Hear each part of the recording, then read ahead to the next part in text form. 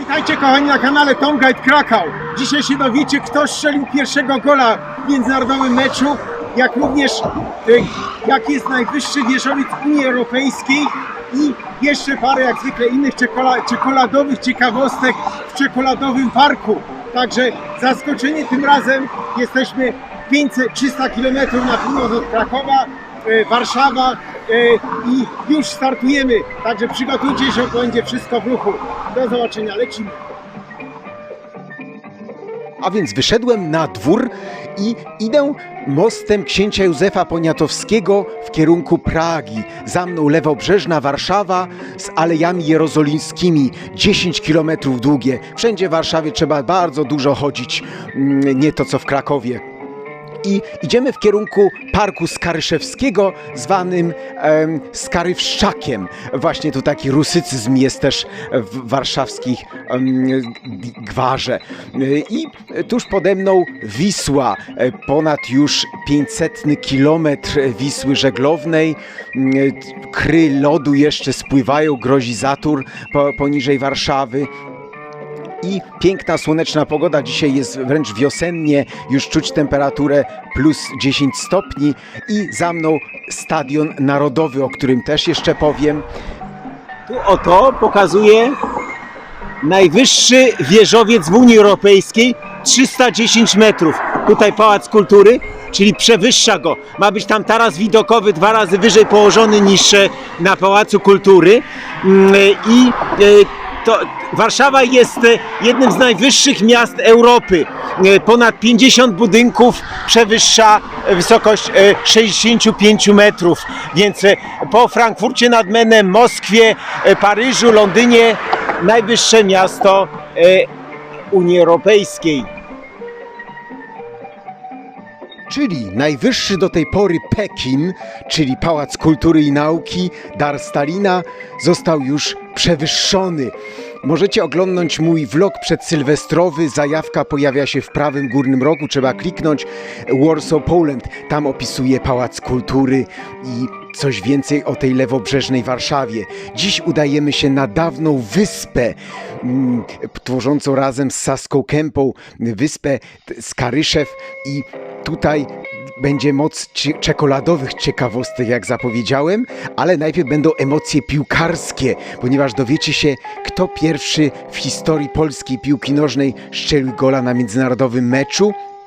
I niezmiennie jestem wdzięczny moim fanom, którzy oglądają regularnie moje vlogi i starają się komentować, polecać mój kanał. Najważniejsza jest oglądalność, jak już mówiłem, i wdzięczny jestem oczywiście za subskrypcję. Rzut oka teraz na olbrzymią Wisłę. Zobaczcie, widać kry lodu, które sobie płyną i widok na lewobrzeżną Warszawę, a po prawej Praga. Praga północ, a dziki brzeg wiślany i plaża, a my podejdziemy pod Stadion Narodowy. Za mną największy stadion w Polsce, Stadion Narodowy. Ruchomy dach, prawie 60 000 miejsc siedzących, 69 lóż. Międzywyznaniowa kaplica dla islamu, chrześcijaństwa, Żydów. Są 2 symbole uniwersalne, kolumnada i światło. Wcześniej tutaj stał Stadion Dziesięciolecia, zbudowany z gruzów Warszawy. Po upadku komunizmu ludzie mogli kupować tu wszystko. Był olbrzymi bazar. Na łóżkach, walizkach, kuferkach, kocykach sprzedawano dosłownie wszystko. Obecnie stadion zamknięty, jest to największy szpital w Polsce. Za chwileczkę zabiorę Cię w miejsce, gdzie znajdował się przedwojenny klub sportowy Maccabi Warszawa, żydowski klub piłkarski i ten słynny piłkarz.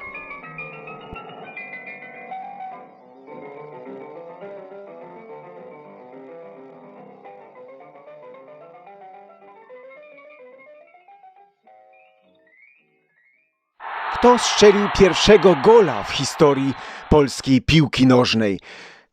Piłkarz Józef Klotz, żydowskiego pochodzenia, występujący na pozycji napastnika, strzelił strzelec pierwszej bramki w historii reprezentacji Polski. Było to na meczu wyjazdowym do Sztokholmu, wynik 2-1. W 27 minucie tego meczu po zagraniu ręką jednego ze Szwedów sędzia podyktował rzut karny, którego skutecznie wyegzekwował Klotz, pokonując Fridtjofa Rudena i zdobywając pierwszego gola w historii polskiej reprezentacji. I oto jak relacjonuje przegląd sportowy. W 27 minucie Sperling kończy bieg centrą. Hennig, nieatakowany przez nikogo, daje niepotrzebnie piłce klaps ręką. Karny. Komu powierzyć tę ważną funkcję? Jedynym graczem, który w tej swojej drużynie bije z dobrym skutkiem 11 był Klotz. Jemu też oddaje kapitan z całym zaufaniem wykonanie rzutu, od którego skuteczności tak wiele zawisło. Klotz z całym spokojem, bez rozpędu, pakuje piłkę w lewy róg pod poprzeczkę. Bramkarz ani drgnął. Tak relacjonował przegląd sportowy. 2 dekady później Klotz ginie w warszawskim getcie.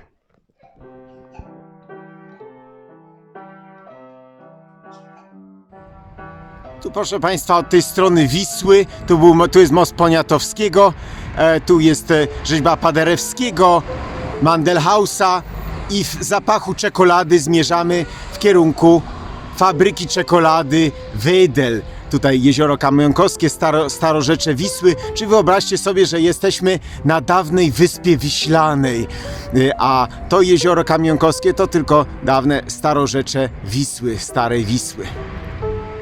Park Skaryszewski-Saryszczak. I tu oto na nas patrzy Ignacy Paderewski. Dla świata słynny artysta, kompozytor, pianista. Kobiety wdzierały się z nożyczkami na scenę, by obciąć pukiel jego włosów. Jego nazwiskiem były nazywane perfumy, czekoladki, a nawet ziemniaki. W Stanach Zjednoczonych drukowano znaczki z podobizną Paderewskiego. Ma swoją gwiazdę w Alei Gwiazd w Hollywood. I oczywiście mąż stanu, polityk, premier Polski. I tutaj udowodnił swym życiem, że można dzięki ciężkiej pracy, pomimo przeciwności, osiągnąć sukces. Potrafił grać na fortepianie po 12 godzin dziennie. Paderewski, pytany o źródło swego sukcesu, mówił: powodzenie moje zawdzięczam w 1% talentowi, w 9% szczęściu, a w 90% pracy. Dzięki pomocy Edwarda Mandelhausa, jego pomnik zobaczymy za chwilę, umożliwiło mu to spotkanie z prezydentem Thomasem Wilsonem i dzięki temu powstała zjednoczona, niepodległa, autonomiczna Polska. 13 punkt Wilsona. Po zakończeniu I wojny światowej był niecały rok premierem. Podał się do dymisji i aby odpocząć od polityki, wyjechał do USA, gdzie koncertował. Był również przewodniczącym polskiego ruchu emigracyjnego w Szwajcarii, gdzie miał tam swoją willę. Tak mówił pod koniec życia: poświęciłem się wiele dla ojczyzny, służyłem z całego serca i ze wszystkich sił moich, ale wiecie, jak bardzo jest ona teraz nieszczęśliwa i cierpi. I to ona wezwała mnie do służby. I w takich okolicznościach nie liczy się ani wiek, ani stan zdrowia, ani ryzyko ciężkiej i długiej podróży. Wyruszył w podróż do Stanów Zjednoczonych, opuszczając na zawsze już Szwajcarię. Zmarł w Stanach Zjednoczonych. W czasie pogrzebu było ponad 40 000 Amerykanów.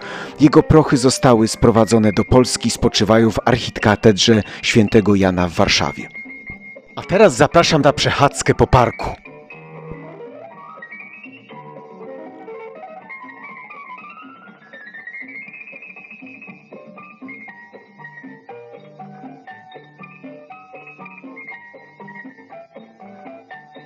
Idziemy w kierunku zapomnianego pomnika Edwarda Mandelhausa, czyli tego finansisty, pułkownika, który umożliwił spotkanie Paderewskiego z prezydentem Stanów Zjednoczonych Wilsonem. Dzięki temu Polska powstała po I wojnie światowej. Zobaczmy, tu pomnik Paderewskiego, który przed chwileczką podziwialiśmy.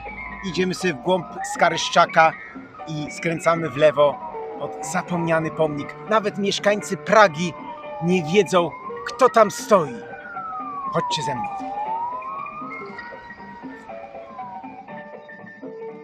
Oto właśnie ten tajemniczy pomnik pułkownika Edwarda Mandela House'a.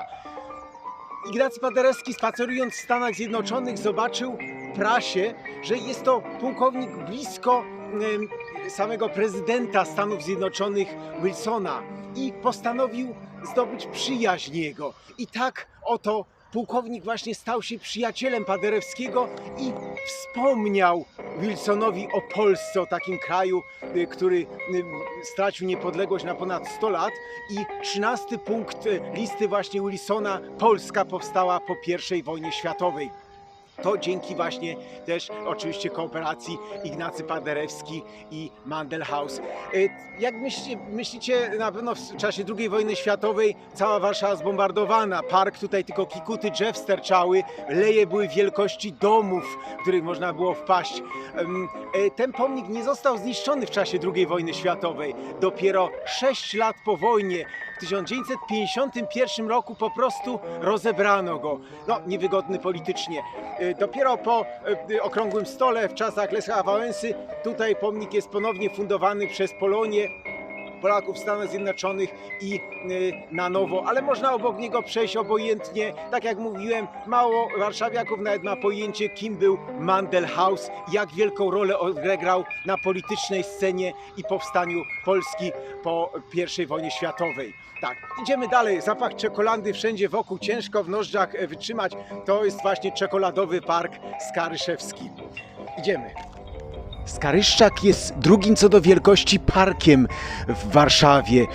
22% powierzchni Warszawy to tereny zielone, parki. Różne rodzaje aktywności są tutaj popularne. Jak na przykład wspinaczka na drzewa, kiedyś tu polowano na zające, jak również były pokazy automobili, jak i nawet pokazy mody.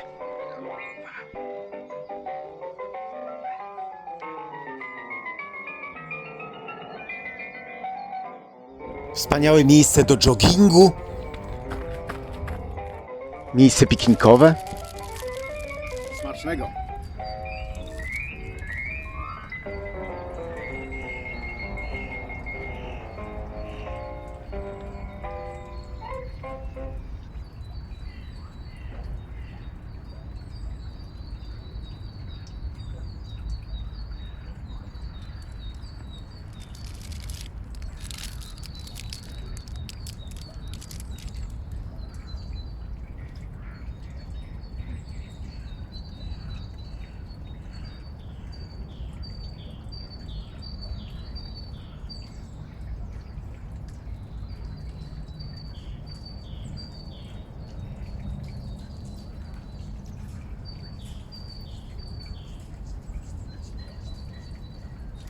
Teraz przenosimy się. Czasy powstania warszawskiego. Wyobraźcie sobie czarną noc i powstańcy czekają na pomoc, na królewskie siły brytyjskiego lotnictwa zrobią zrzuty nocne. Niemcy szperaczami szukają samolotów, które nadlatują. I tak jeden właśnie z Royal Air Force, właśnie z brytyjskiego lotnictwa, został zestrzelony przez Niemców. Ratuje się jeden lotnik i po wielu, wielu latach w obecności premier Margaret Thatcher zostaje odsłonięty ten pomnik upamiętniający właśnie brytyjskich lotników. Przypominająca pocisk kapliczka. W czasie powstania warszawskiego tutaj przemycano tajne informacje, różne nielegalne materiały były chowane. Hitlerowcy nie domyślali się, że w kapliczce może być taki świetny schowek. Za 165 cm młoda tancerka uchwycona przez rzeźbiarza w chwili ekstatycznego tańca. Rzeźbiarzowi pozowała wybitna tancerka Warszawy Halina Szmolcówna, tu mieszkająca na Saskiej Kępie. Już we wrześniu 1939 roku została ranna na moście Poniatowskiego i zmarła wkrótce, zaraz na początku II wojny światowej. Taki tragiczny los.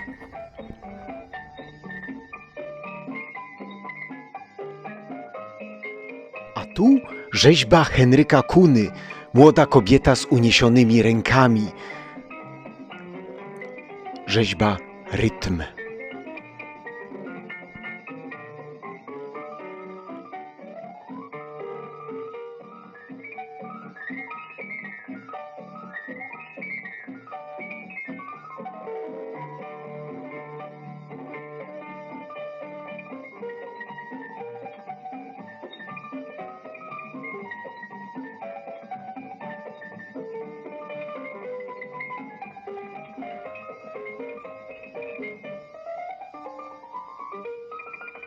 Kamionkowskie błonia elekcyjne. Nazwa sama mówi o tym, że były tu dokonywane wybory królewskie.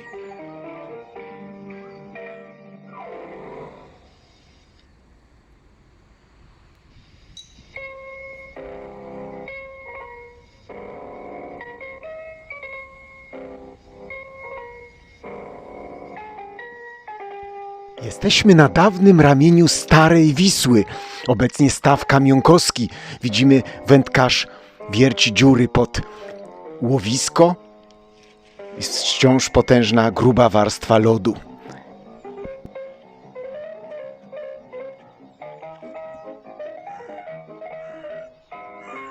I tak oto dotarliśmy do źródła zapachu czekolady. Tu ponad stuletnia fabryka Emila Wedla. Rozkoszuj się słodką historią oryginalnej wedlowskiej czekolady i ptasiego mleczka i daj się porwać w kapsule czasu w podróż do połowy XIX wieku, kiedy to Emil Wedel, legenda, stworzył najpotężniejszą z polskich firm XIX wieku. To historia, która jest nierozłącznie związana z 3 pokoleniami rodziny Wedlów. Oprócz czekolad, cukiernia Wedla oferowała również produkty prozdrowotne, takie jak na przykład słód klonowy, karmelki do ssania na kaszel i pastylki z mięty pieprzowej. Wyroby Wedla stają się tak popularne i cenione na rynku, że szybko zaczynają pojawiać się falsyfikaty. Chcąc zabezpieczyć swe wyroby przed próbami podrobienia, Emil Wedel postanawia składać odręczny podpis na każdej tabliczce czekolady. Powszechnie znana była emancypacja kobiet w fabryce Wedla. Szacunek dla kobiet i ich pracy oraz umiejętności jest na stałe wpisany w kulturę organizacji Wedla. Do tej oto fabryki sprowadzono maszyny do produkcji twardej i napowietrznej czekolady oraz pierwszy w Polsce mechanizm do pakowania karmelków. Wedel wprowadza pierwszą maszynę vendingową w Polsce przy wejściu do Parku Skaryszewskiego. To tam, gdzie biust Paderewskiego.